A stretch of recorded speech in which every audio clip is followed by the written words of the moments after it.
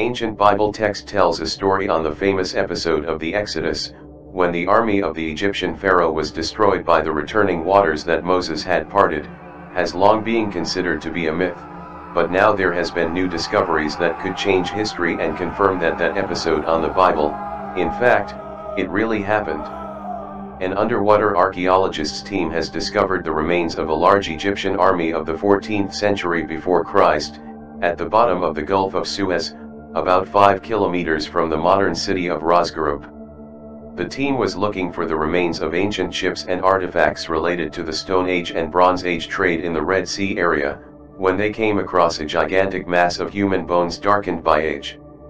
Scientists led by Professor Abdel Muhammad Gader and associated with the Faculty of Archaeology of the University of Cairo, have already recovered a total of more than 400 different skeletons, as well as hundreds of weapons and pieces of armor, also the remains of 2 cars of war, scattered in an area of approximately 200 square meters.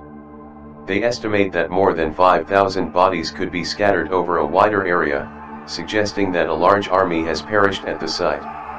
Many clues on the site have led Professor Gader and his team to conclude that the bodies could be linked to the famous Exodus episode. First, the old soldiers seem to have died on the mainland, as no traces of boats have been found in the area. The positions of the bodies and the fact that they were stuck in a large amount of clay and rock, imply that they could have died in a mudslide or in a swell. The large number of corpses suggests that a large ancient army perished in the place, and the dramatic way in which they were killed, both seem to corroborate the biblical version of the Red Sea crossing, when the army of the Egyptian pharaoh was destroyed by the waters returning that Moses had separated. This new finding proves without a doubt that there was a large Egyptian army that was destroyed by the waters of the Red Sea during the reign of King Akhenaten. This amazing discovery provides undeniable scientific evidence that one of the most famous episodes of the Old Testament was based on a historical event. It brings a totally new perspective on a story that many historians have been considering for years as a work of fiction, and suggests that other issues such as the Egyptian plagues could have a historical basis. What they found strewn across the bottom of the Red Sea has shaken the religious and scientific community, says Jude. Cameras mounted on remote-controlled submarines revealed coral-encrusted chariot parts, horse, and human remains strewn like battlefield wreckage on the bottom of the Red Sea. Jude also explained giant pillars have been found on both sides of the crossing to mark the event. One was discovered eroded on the Egyptian shore by the late American archaeologist Ron Wyatt. Later, another was located on the Arabian side with the legible remains of ancient Paleo-Hebrew inscriptions.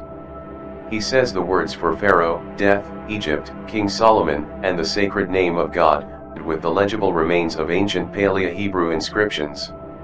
He says the words for Pharaoh, death, Egypt, King Solomon, and the sacred name of God, are all present on the second pillar. Much more research and many more recovery operations are expected on the site in the coming years, as Professor Gader and his team have already announced their desire to recover the rest of the bodies and artifacts, which has turned out to be one of the site's richest underwater archaeology ever discovered. He opens the waters before them, and he bars our way with fire. Let us go from this place. Men cannot fight against a god. Better to die in battle with a god than live in shame.